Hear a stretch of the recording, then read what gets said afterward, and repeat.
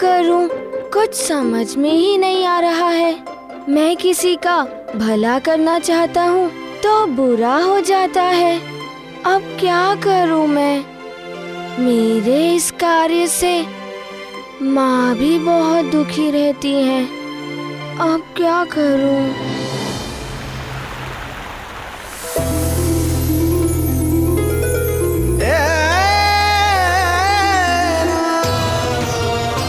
अब तुम माँ हो या महारानी, उससे कोई अंतर नहीं पड़ता। ये श्राप तुम्हें एक पुत्र को जन्म देने तक के लिए ही मिला था। अब तुम्हें सब कुछ त्याग कर स्वर्ग लोक लौटना होगा। मेरे लिए सबसे बड़ा उपहार तो आप ही है। बस आप मुझे कभी छोड़कर मत जाना। और स्वर्ग लोक के नियमों का कोई उल्लंघन नहीं कर सकता, तुम भी नहीं। पुंजिक स्थला। समझ में नहीं आ रहा है क्या करूं। ये पीड़ा मुझे भीतर ही भीतर खाए जा रही। किससे कहूं अपने मन की बात? महाराज को पता, माँ को पता। किसी को बता देने से कदाचित ये पीड़ा कम हो जाएगी। सखा,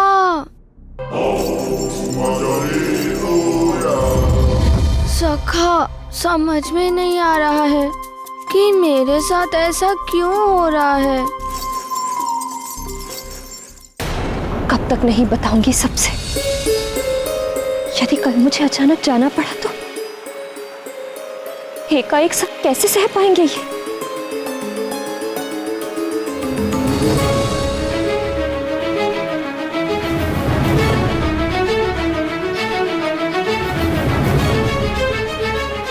मैं अब और विलंब नहीं कर सकती।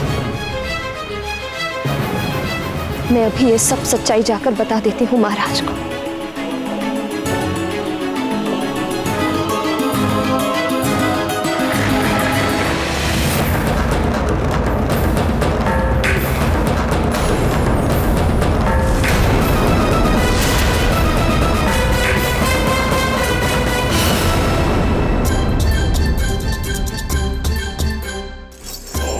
क्या हुआ?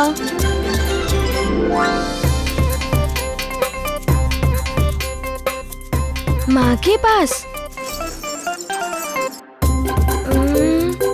सखा, तुमने अच्छा सुझाव दिया। माँ ही इस समस्या का समाधान कर सकती है। चलो। माँ! मेरे दास, मेरे सुमेरु के सेवकों, अब से तुम मेरी सेना के सैनिक हो। तुम सब पर मेरे विष का प्रभाव आरंभ हो गया है। शीघ्र ही तुम सब भी अपने विष से दूसरे मनुष्यों को विषाक्त करने के योग्य हो जाओगे, और उसके पश्चात तुम लोग जिस किसी पर भी अपने विष का प्रभाव डालोगे वो तुम्हारी तरह हो जाएगा, मेरा दास हो जाएगा। मेरा दास हो जाएगा।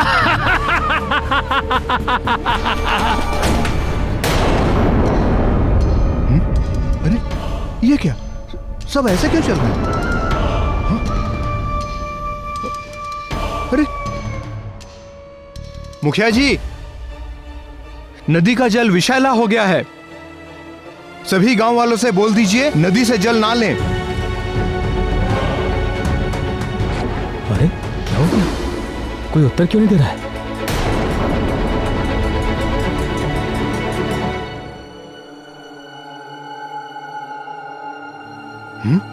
कोई उत्तर नहीं। अरे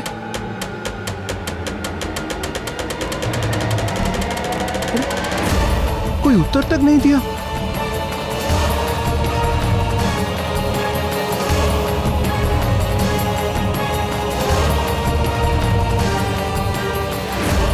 ये मुखिया जी और इन सबको क्या हो गया? अरे इन्हें बता दिया ना, अब छोड़ो इनको। चलो चलो महाराज को बताते हैं। हाँ चलो।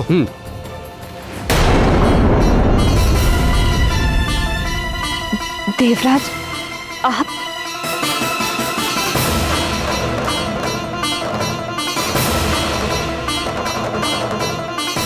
पुंजिक स्थला, तुमने क्या सोचकर मेरी आज्ञा की अवहेलना की? क्षमा कीजिए देवराज, आपकी आज्ञा की अवहेलना करने की तो मैं स्वप्न में भी नहीं सोच सकती। ये सब मैंने इसलिए किया क्योंकि अब मैं मां हूं।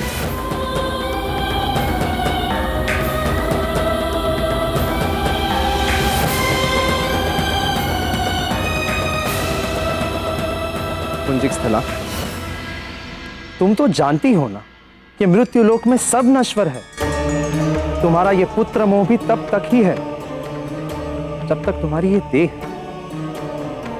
उसके पश्चात फिर कौन मां, कैसा पुत्र?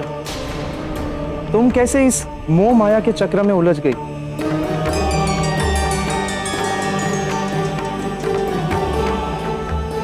पुंजिक स्थला, तुम्हारे श्राप की अवधि अब समाप्त हो चुकी है और अब तुम्हारे स्वर्ग में लौटने का समय आ चुका है।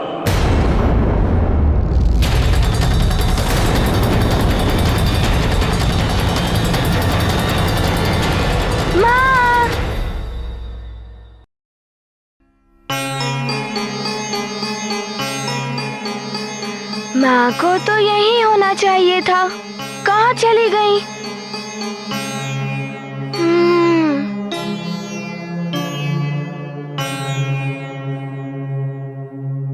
चलो,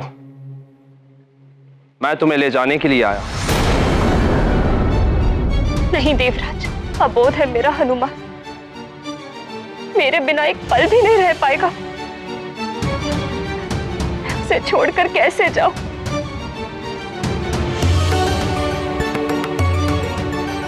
पुंजिक स्थला, स्वर्ग संहिता तुम्हें यहां और रुकने की आज्ञा नहीं देती और स्वर्ग के नियम कोई नहीं तोड़ सकता, इसलिए तुम्हें चलना ही होगा। नहीं देवराज, ऐसा मत कीजिए। बिना बताए चली गई तो सब समाप्त हो जाएगा। मेरे विच्छोह को कोई नहीं सह पाए, कोई नहीं।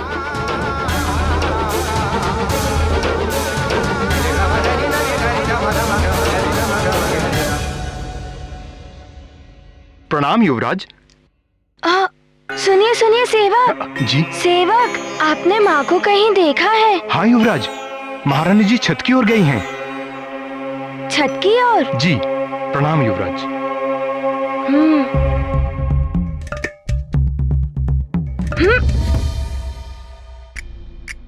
माँ ने कहा था अत्यधिक आवश्यकता हो तभी शक्ति का प्रयोग करना। पुंजिक स्थला, ये तुम्हारा पुत्र मोह ही बोल रहा है। ये मिलना, पिछड़ना, सुख दुख, ये सब पृथ्वी के जीवन में होता ही रहता है, किंतु तुम्हें इससे बाहर निकलना होगा। कैसे मैं इस पुत्र मोह से बाहर निकल सकती हूँ देवराज? इस जीवन के 12 वर्ष मैंने मात्र तप किया है, कठोर तप।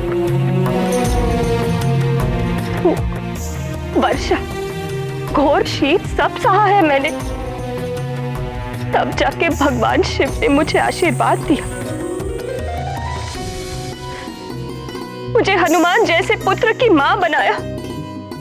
मां बनने तक का ही तो श्राप था ना पुंजिक स्थला। मां बनते ही वो श्राप पूर्ण हो गया। और मां का उत्तरदायित्व, वो भी ऐसे पुत्र की मां का उत्तरदायित्व जिसे जीवन में बड़े बड़े कार्य करते। देवराज, मां एक संतान की प्रथम गुरु होती है। मुझे अपने पुत्र को पूर्ण हनुमान बनाना है। आज भी मेरी लोरी सुने बिना सोता नहीं है, भोजन भी मेरे हाथों से ही करता है। और आप कह रहे हैं कि मैं उसे छोड़कर चली। किंतु पुंजिक स्थला, नहीं देवराज, नहीं, मैं इतनी निष्ठुर मां नहीं बन सकती। मैं जानती हूँ जिस प्रकार मेरे प्राण मेरा पुत्र है, उसी प्रकार मैं हनुमान का जीवन हूँ, मेरे बिना एक पल भी नहीं रह पाएगा। अबोध है मेरा हनुमान।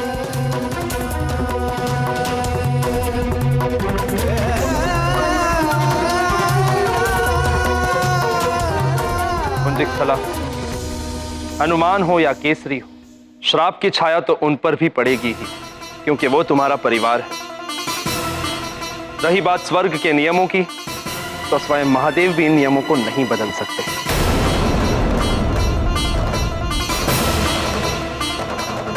इसलिए ये तो निश्चित ही है कि तुम्हें सबको छोड़कर वापस जाना होगा।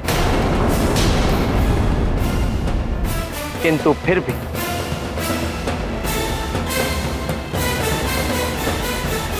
हनुमान के लिए मैं तुम्हें पूर्णिमा तक का समय और देता हूं।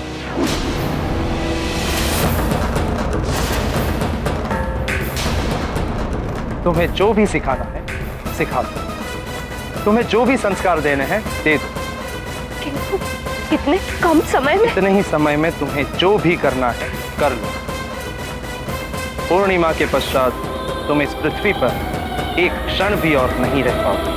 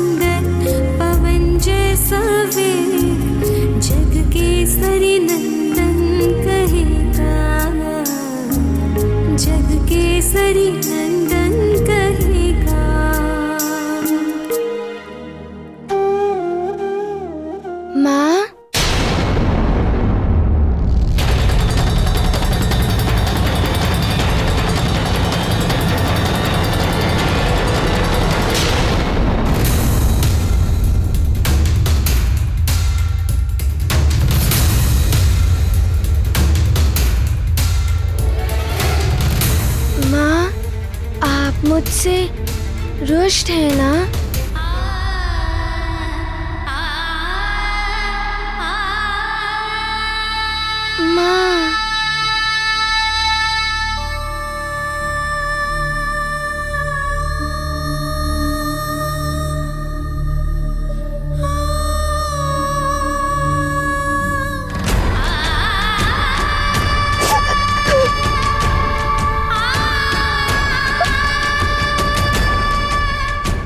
माँ, मुझसे पुनः भूल हो गई। मेरे कारण ही ऋषिवर को कष्ट हुआ ना? माँ को मैंने पुनः पीड़ा पहुंचाई। पूर्णिमा के पश्चात तुम इस पृथ्वी पर एक क्षण भी और नहीं रह पाओगे।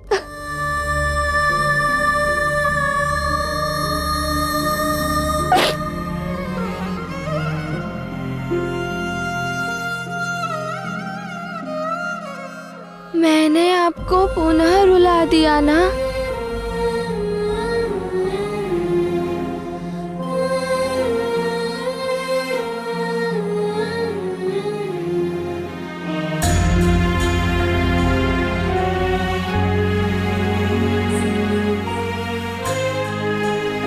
माँ, मेरे कारण ही आपको दुख उठाना पड़ रहा है ना?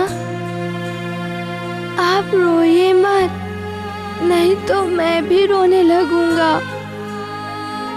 और मुझे रोता हुआ आप नहीं देख सकती ना माँ?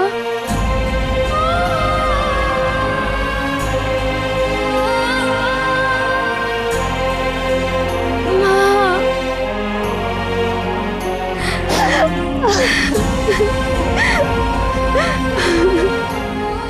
तुम कब बड़े होगे मेरे लाल? कब बड़े होगे?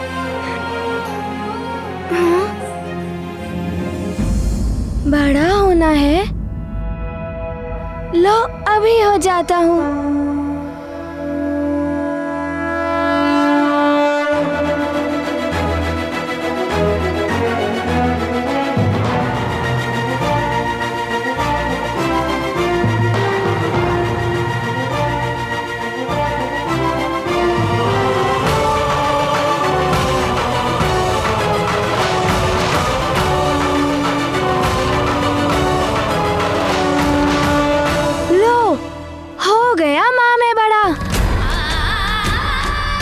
आपकी प्रसन्नता के लिए मैं कुछ भी कर सकता हूँ, किंतु आपके नेत्रों में अश्रु नहीं देख सकता।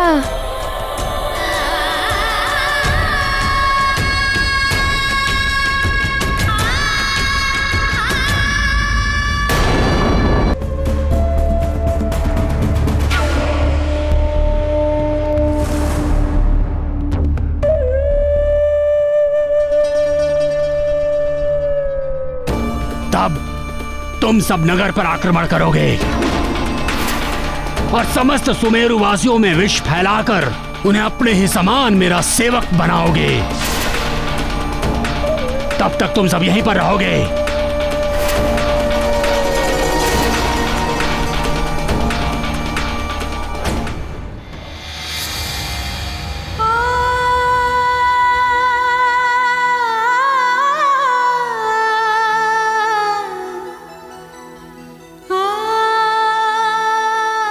क्या हुआ पुत्र? नींद नहीं आ रही है? नींद कैसे आएगी माँ? कहीं आप फिर से पहले जैसी दुखी हो गई तो?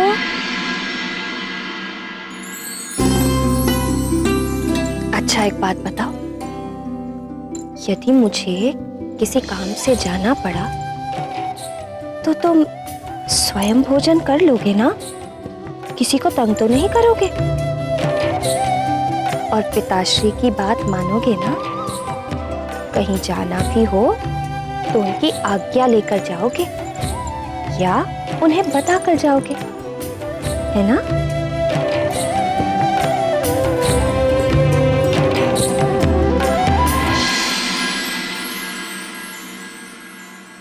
किंतु आप जा कहाँ रही हैं माँ?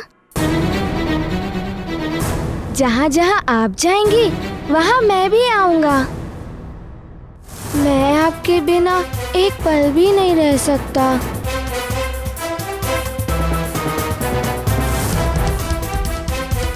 हनुमान के लिए मैं तुम्हें पूर्णिमा तक का समय और देता हूँ। तुम्हें जो भी सिखाना है सिखा दो, तुम्हें जो भी संस्कार देने हैं दे दो, जो भी करना है कर लो। पूर्णिमा के पश्चात तुम इस पृथ्वी पर एक क्षण भी और नहीं रह पाओगे।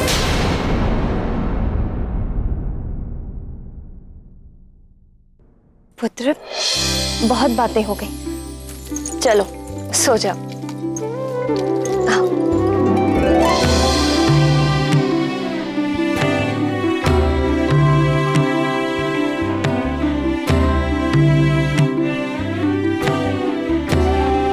लोरी सुनाइए ना माँ।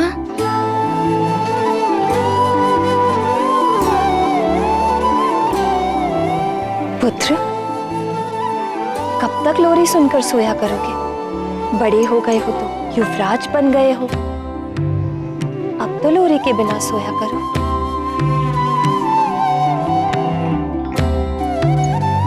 नेत्र बंद करो, नींद आ जाएगी।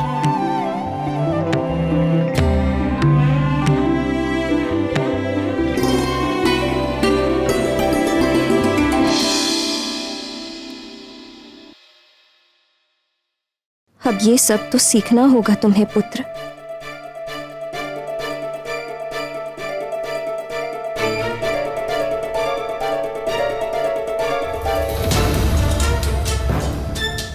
सो गया, अब जाकर महाराज को सारा सच बताती हूँ।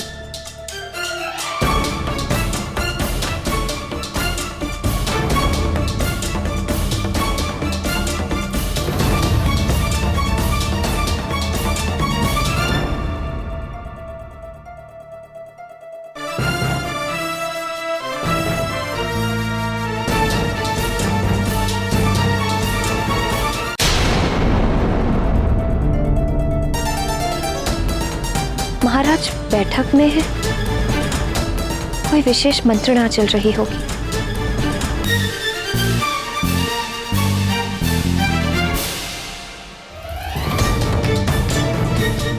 महाराज, उस नदी से ही सारे नगर को पीने के लिए जल मिलता है।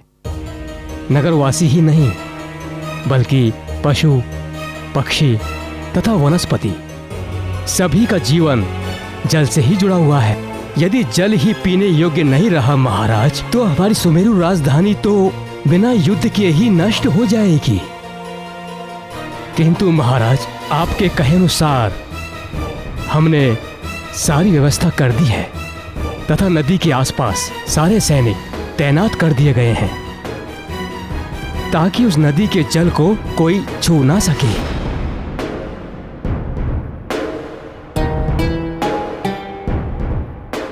किंतु हमें पूर्णतः सचेत रहना होगा। जब तक नदी का जल पूर्णतः स्वच्छ नहीं हो जाता, तब तक नगरवासियों के लिए जल की वैकल्पिक व्यवस्था भी करनी होगी। इसके लिए आप कुआं खुदवा दीजिए। किंतु महाराज, कुआं खुदवाने में तो अधिक समय लगेगा।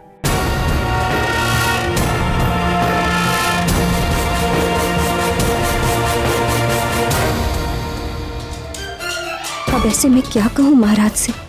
पहले से ही इतना तनाव है उन्हें, ऊपर से मैं भी अपना दुखड़ा लेकर बैठ जाऊं। अपना दुख क्या सुनाऊं?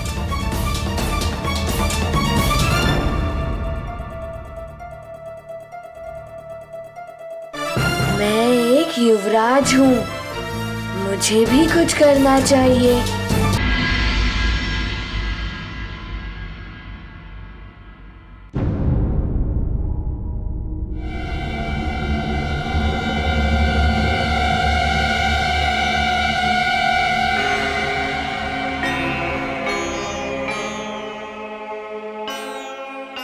हनुमान, तुम तो सो रहे थे, तुम यहाँ क्या कर रहे हो? माँ, आप चली गई तो नींद भी चली गई। क्या होगा मेरे लाल का यदि मैं चली गई तो?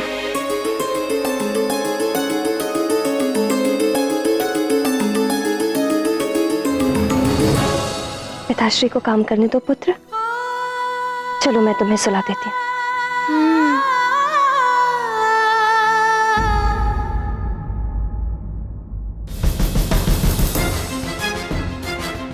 मैं नगरवासियों के लिए कुआं खुदवाने जा रहा हूं, अन्यथा कल तक पीने के जल की भी कमी हो जाएगी। इस समस्या को शीघ्र ही सुलझाना होगा। पिताश्री, मैं भी चलूं आपके साथ? तुम जाकर सो जाओ पुत्र, तुम्हारा क्या कार्य वहां? पिताश्री, आप ही तो कहते हैं कि मुझे सब कुछ सीखना चाहिए। युवराज हूं ना सुमेरु का, तो मुझे भी तो सीखना होगा कि प्रजा की समस्या को कैसे सुलझाना चाहिए। हनुमान उचित कह रहा है। इसे भी तो ऐसी समस्याओं के बारे में जानना चाहिए। हमें शीघ्र ही इसे सब कुछ सिखाना है। आप ले जाइए इसे।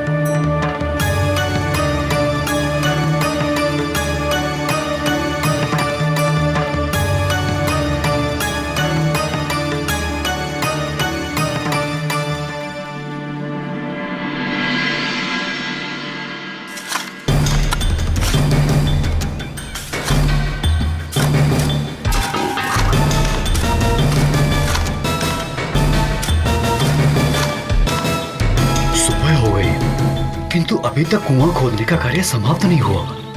आओ देखते हैं, इतना समय क्यों लग रहा है? अरे यहाँ तो शिलाखंड निकल आया। जल का निकलना जटिल क्या पड़ता है?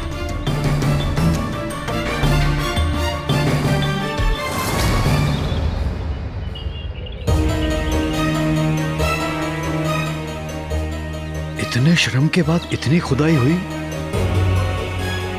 और ये शिला बीच में आ गई।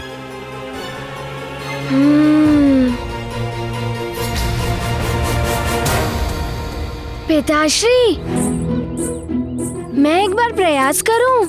पुत्र, ये कुआं खुदाई का कार्य है जो शिला आने के कारण रुक गया। इसमें तुम क्या प्रयास कर सकते हो भला?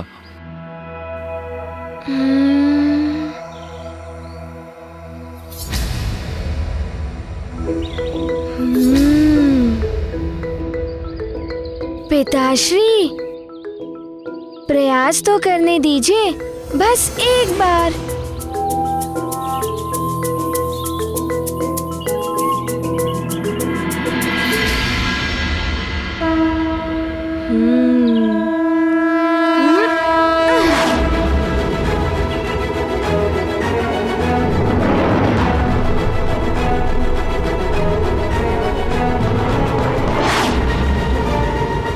आप सब पीछे हट जाइए।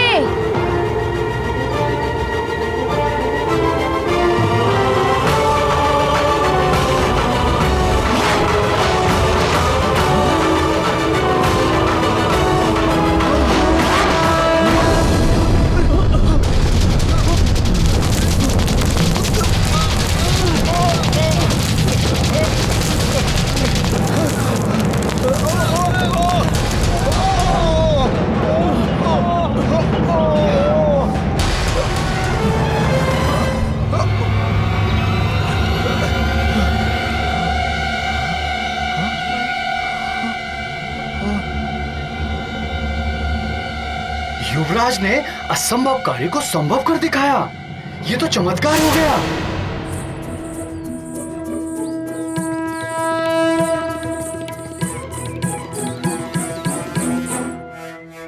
केसरी नंदन की जय! केसरी नंदन की जय! नंदन की जय! नंदन की जय! केसरी नंदन की केसरी नंदन की केसरी नंदन की।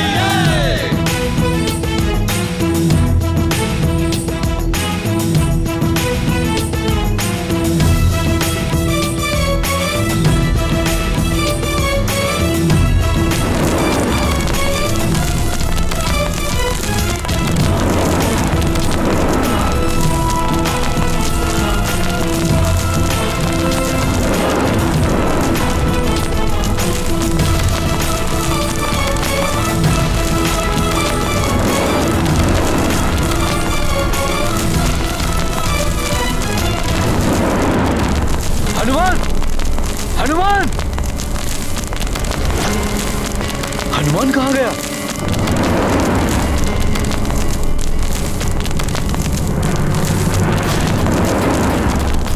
क्या कर रहे हैं हमारे युवराज?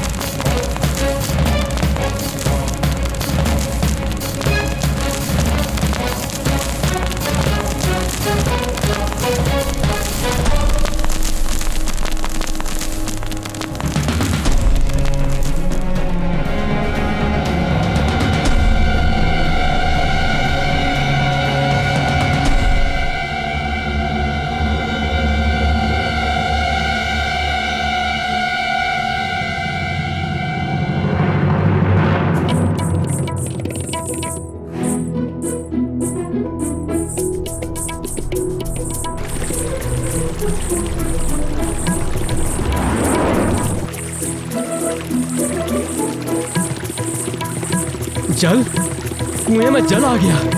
हमारे युवराज ने कुआं बना दिया। जल है हमारे युवराज जीवन का आधार, हनुमान ने किया विचार, प्रजाजनों का संकट जान, करके अपनी शक्ति का ध्यान, चल पड़े जल संकट हरने, दिया प्रजा को जल उपहार, धन्य है संकट मोचन जो, आपने ये दिया उपहार। गाथा महाबली हनुमत की, रुचिकर लीला तुमने जो आज सुमेरु के लिए कार्य किया है, उसके लिए मुझे तुम पर गर्व है। आगे का कार्य मैं संभाल लूंगा। अब तुम भवन लौट जाओ। तुम्हारी मां प्रतीक्षा कर रही होगी।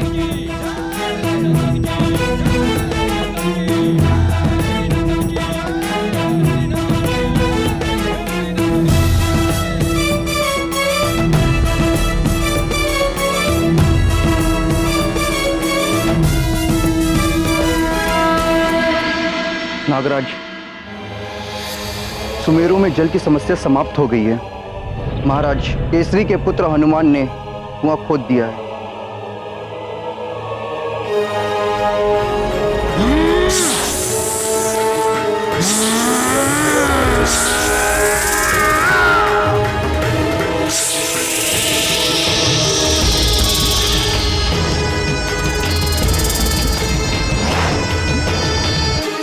ये क्या कह रहे हो तुम? मैं सत्य कह रहा हूं नागराज। सुमेरु वासियों में तुम्हें तड़पा तड़पा के मार डालूंगा। उस कुएं का जल भी विषाक्त कर दूंगा मैं। पंचफन,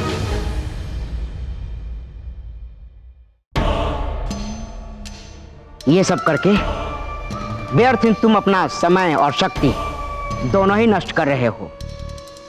पंचफन, तुम्हें वो करना चाहिए जो करने के लिए यहाँ आए हो। हनुमान का अंत करना है तुम्हें। अधिबल, मुझे उपदेश देने वाला जीवित नहीं रहता और तुम मुझे ऐसे समय पर उपदेश दे रहे हो। यदि कुछ करना चाहते हो तो जाओ, उस हनुमान को यहाँ लेकर आओ। बल हनुमान को यहाँ? क्या हुआ, भयभीत हो गए क्या? नहीं, मैं भयभीत नहीं हूं, परंतु तुम हनुमान के बारे में जानते नहीं हो। अधिबल, पंचफन हूं मैं। कालकुट विष के समान 5 विषों का स्वामी हूं मैं। मेरे विष का प्रभाव भी तुम शीघ्र ही देख लोगे। इन्हें देख रहे हो? ये मेरी विषैली सेना के सैनिक हैं। ये सारे सुमेरु नगर में फैलकर सबको विषाक्त कर देंगे। सब हो जाएंगे मेरे दास। मैं जो चाहूंगा वो होगा सुमेरु में। फिर चारों तरफ घृणा होगी, व्यभिचार होगा, लूट मार, हाहाकार होगा। बस कैसे भी तुम उस वानर बालक को यहाँ लेकर आओ। मेरे सामने लेकर आओ उस वानर बालक को। ठीक है पंचफन, हनुमान को तो मैं ले आऊंगा। ये तो अतिबल के बाएं हाथ का काम है। बाएं हाथ का काम है।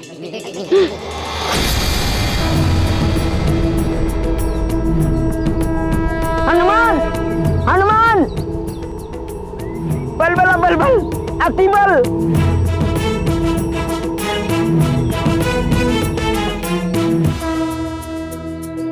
अतिबल, तुम इस वक्त यहाँ?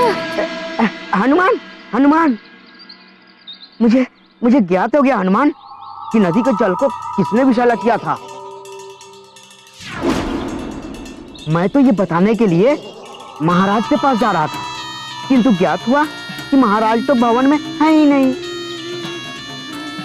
ये तो अच्छा हुआ हनुमान कि तुम दिख गए। अब यदि तुम उसे पकड़ना चाहते हो तो चलो चलो मेरे साथ, मैं दिखाता हूँ वो कहाँ है।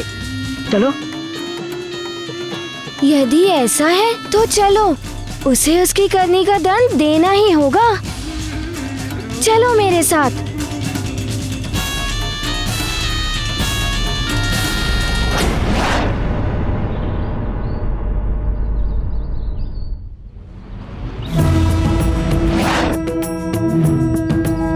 अरे हनुमान, अरे नल नील, देखो हमारा मित्र अतिबल को कहाँ लिए जा रहा है। चलो देखते हैं। चलो।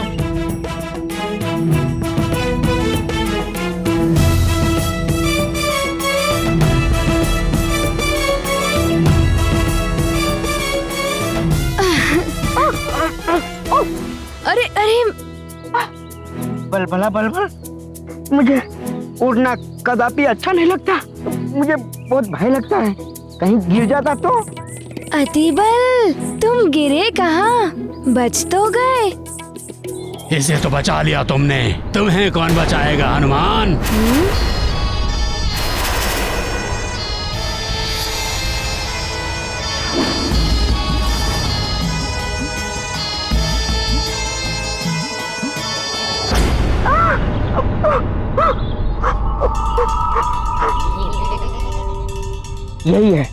यही है वो पंचफन जिसने नदी के जल को विषैला किया है।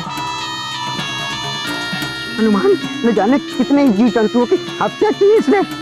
इसे छोड़ना मत, दंडित करो इसे।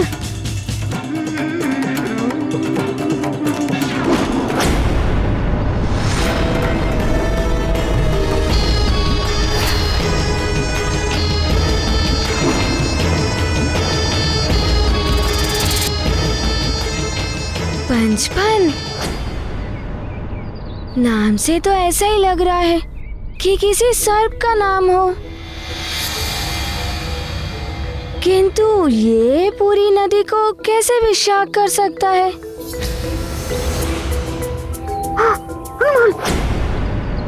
ये बहुत बड़ा मायावी है। मुझे तो डर लग रहा है हनुमान। जाओ इसे दंडित करो, छोड़ना मत इसे। जाओ।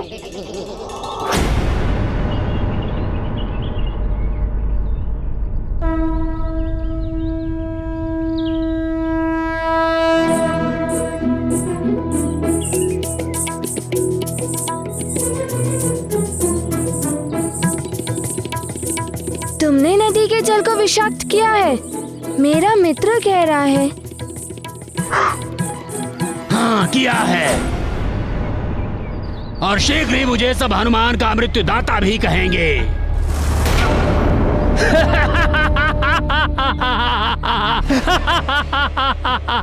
हनुमान का मृत्युदाता।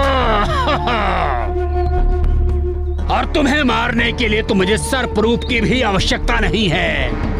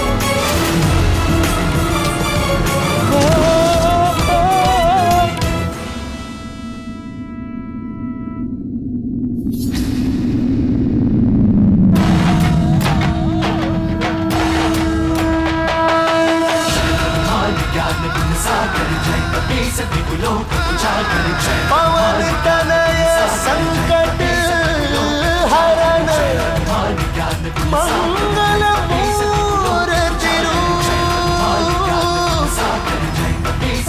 राम लखन सी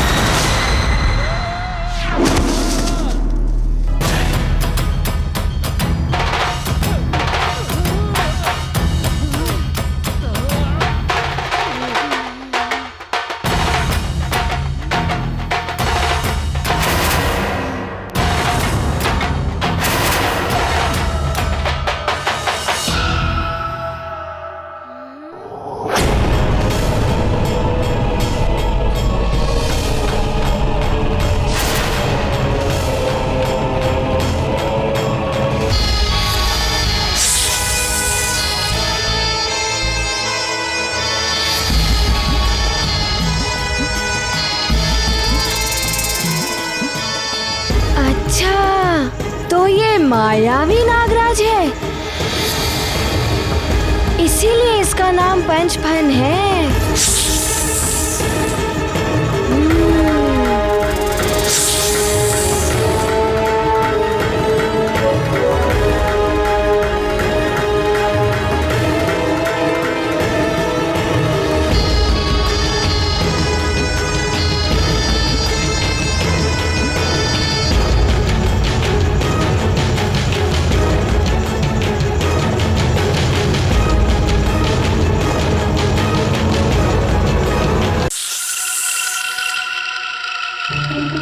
अच्छा, तो ये मायावी नागराज है, इसीलिए इसका नाम पंचफन है।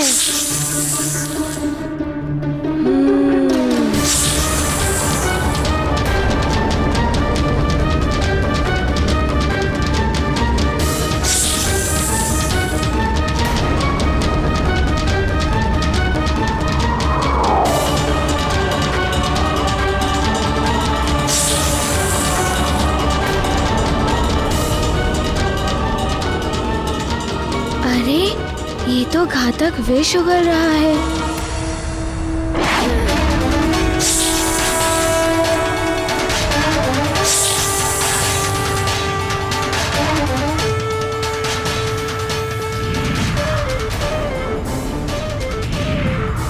इसके विष का इतना प्रभाव।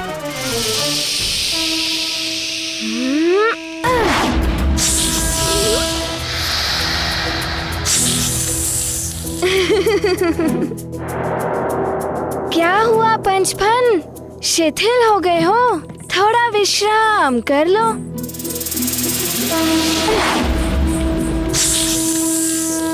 और प्रयास करो।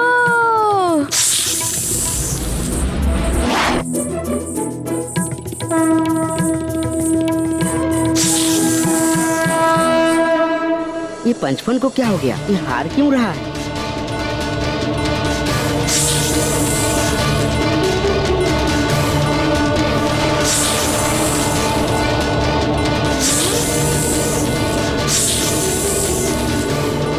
ये तो अब पांचों फन से विष उगल रहा है।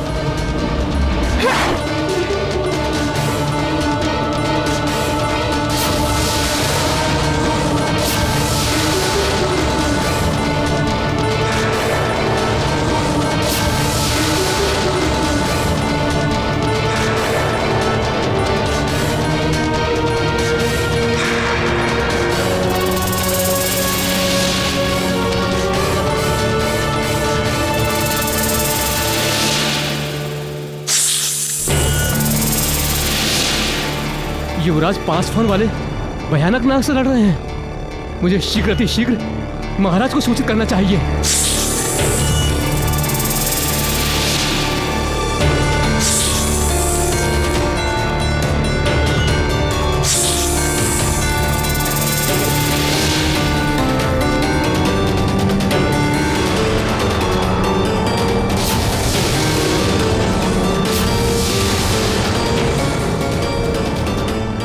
ये 5 फन वाला भयानक नाग कहां से आ गया सुमेरु में? हो सकता है इसी ने नदी के जल को विषैला किया। कहीं कोई आसुरी माया या शक्ति तो नहीं है वो? हो सकता है मंत्री जी। सैनिकों को शीघ्र लेकर चलिए। जी महाराज। सेवक, तुम जाकर महारानी को सूचित करो। चलिए चलिए चलिए महाराज। विष? मुझे तो कुछ भी नहीं हुआ। तुम्हारे विष से मुझे कुछ भी नहीं हुआ।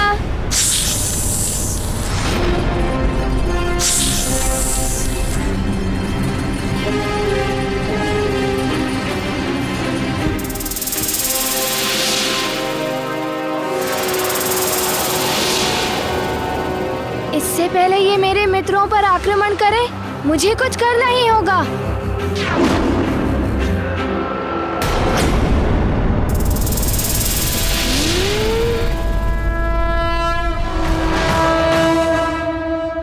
पंचफन! कहाँ गया पंचफन?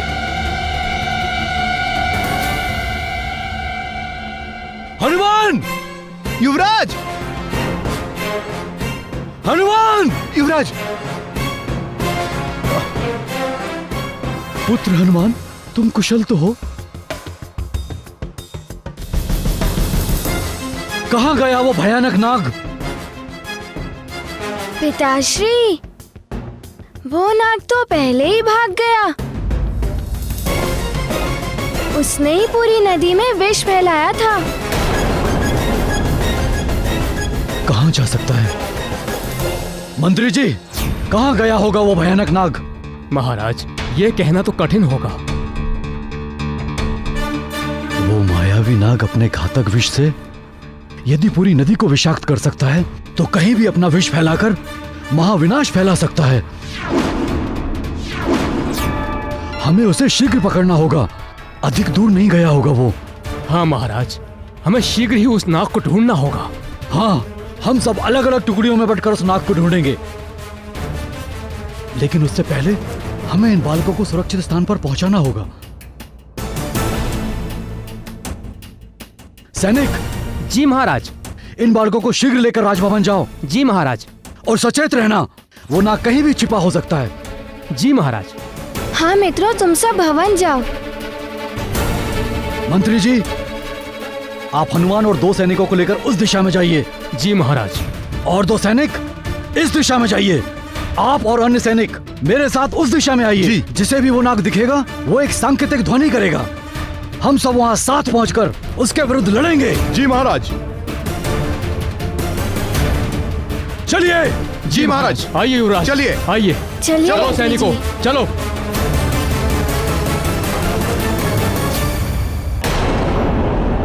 कार्य करने का समय आ गया है।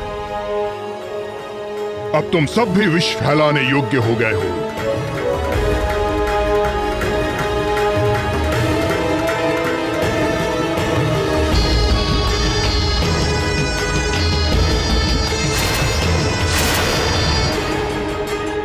जाओ और सारे सुमेरु वासियों को विषाक्त कर दो, अधीन बना दो मेरा। हनुमान के परिवार के सभी सदस्यों को भी विषैला कर दो। जाओ।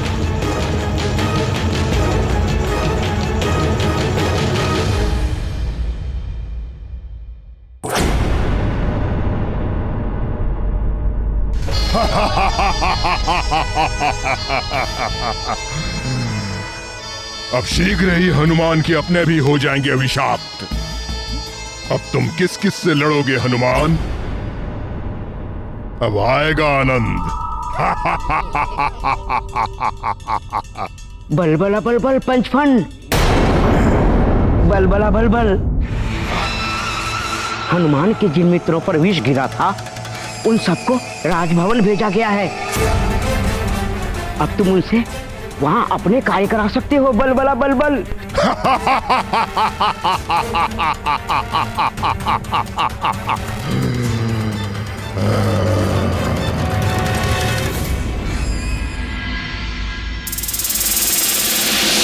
क्या? आसुरी नाग? 5 फन वाला? हाँ, हनुमान के मित्र बहुत भयभीत दिखाई दे रहे हैं अंजना। इस स्थिति में उन्हें अकेला नहीं छोड़ सकते। माँ, आप इन्हें हनुमान के कक्ष में ले जाइए। मैं इनके भोजन का प्रबंध करती हूँ। आओ बच्चों।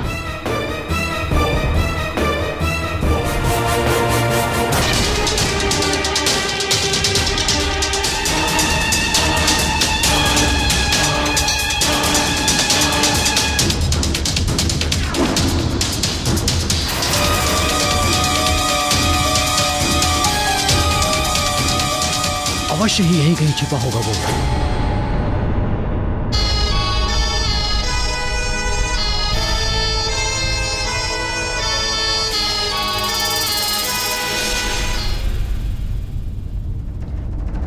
ढूंढो उसे, वो जहां कहीं भी हो, बच के नहीं जाना चाहिए। पकड़ो उसे, चलो।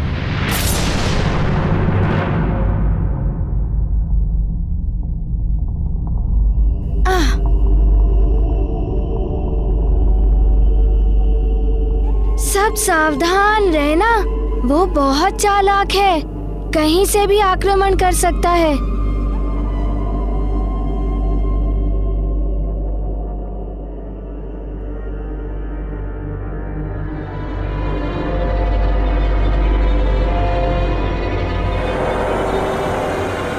ये देखिए महाराज, एक ओर से कुचली हुई घास, नाग अवश्य ही इसी दिशा में गया होगा।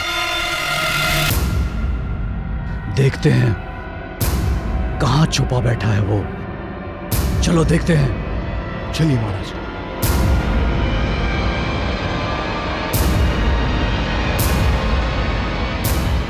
सर्प की गंध आ रही है मुझे, वो यहीं कहीं होना चाहिए महाराज।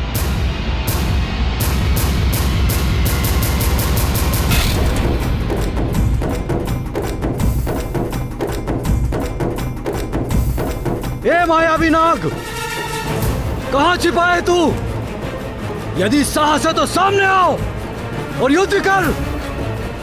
महाराज, वो यही कहीं है। बच नहीं सकता वो। चलो।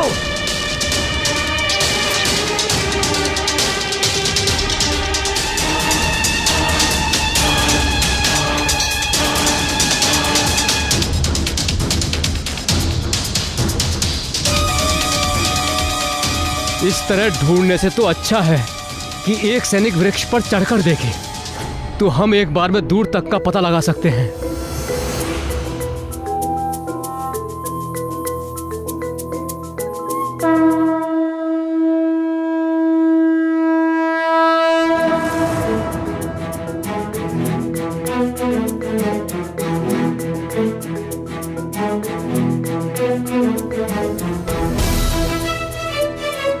अरे युवराज, आप नहीं, मैंने कहा कोई सैनिक। कोई बात नहीं मंत्री जी, मैं शीघ्रता से चढ़ सकता हूँ।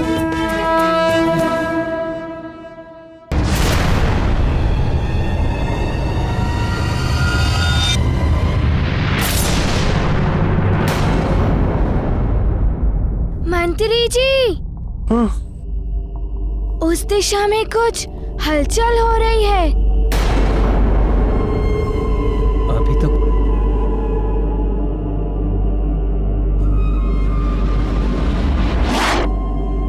चलिए।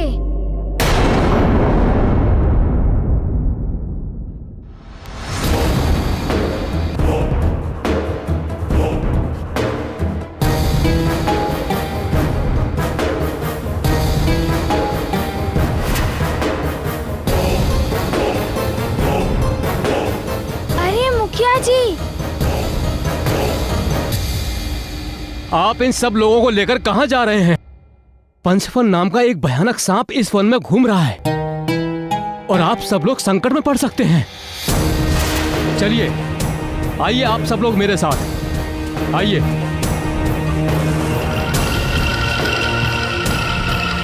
इस ओर आइए।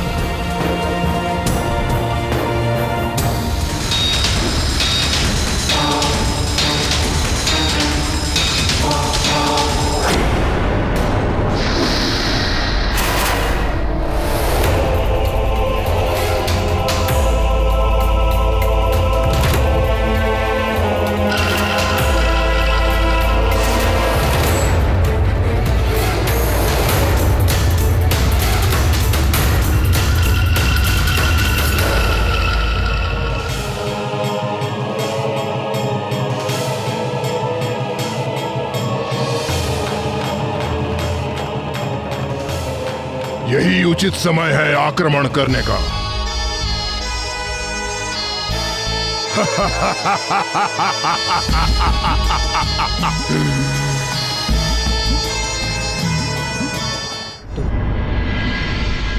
अब तुम सबको भयभीत होने की कोई आवश्यकता नहीं है। राजभवन में हो तुम सब।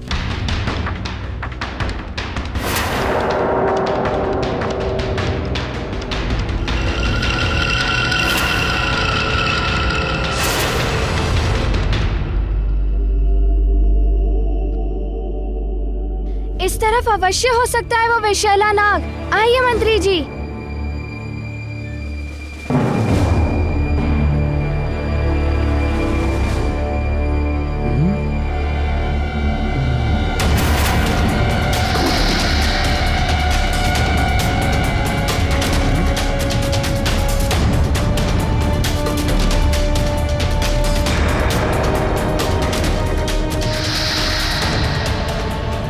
ये सब ऐसे क्यों दिखाई दे रहा है? क्या हुआ? तुम सब लोग रुक क्यों गए? हाँ,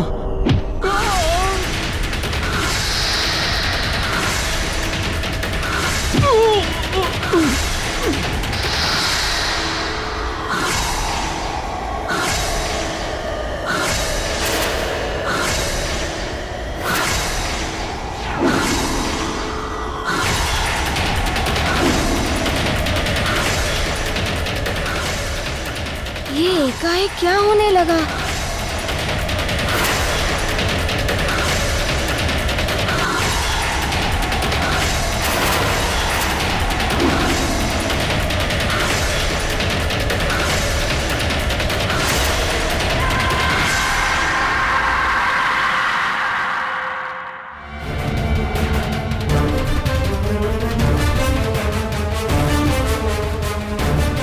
सर्प जैसे दिखाई दे रहे हैं।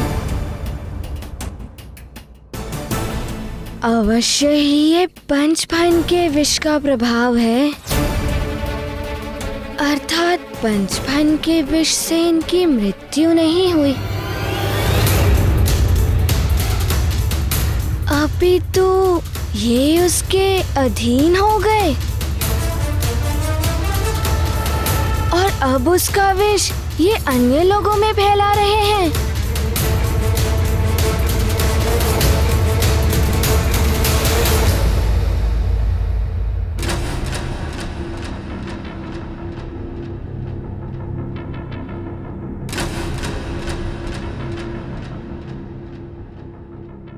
तुम कौन हो? यहाँ क्या कर रहे हो? यहाँ 5 फनों वाला मायावी नाग घूम रहा है। तुम्हारे प्राण संकट में पड़ सकते हैं।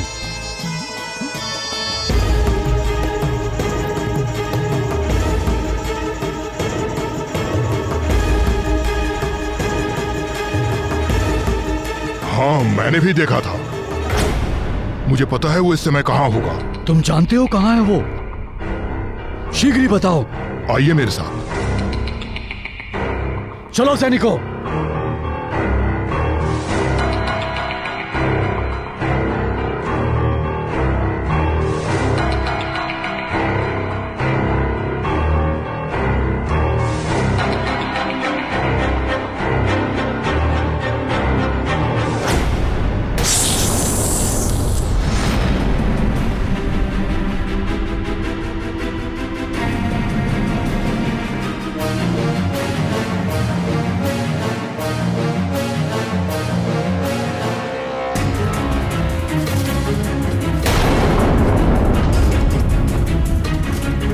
रुक जाओ पंचफन,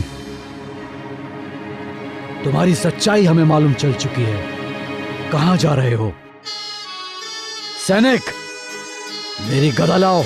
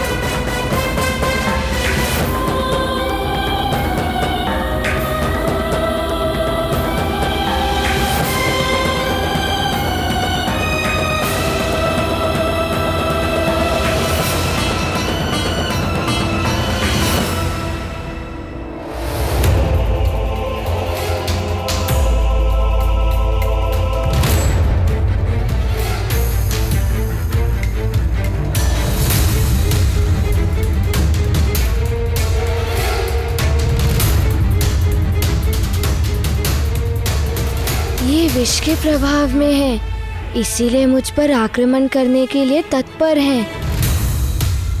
किंतु ये मेरे प्रजाजन हैं, इसीलिए मैं इन्हें क्षति नहीं पहुंचा सकता हूँ। क्या करूँ?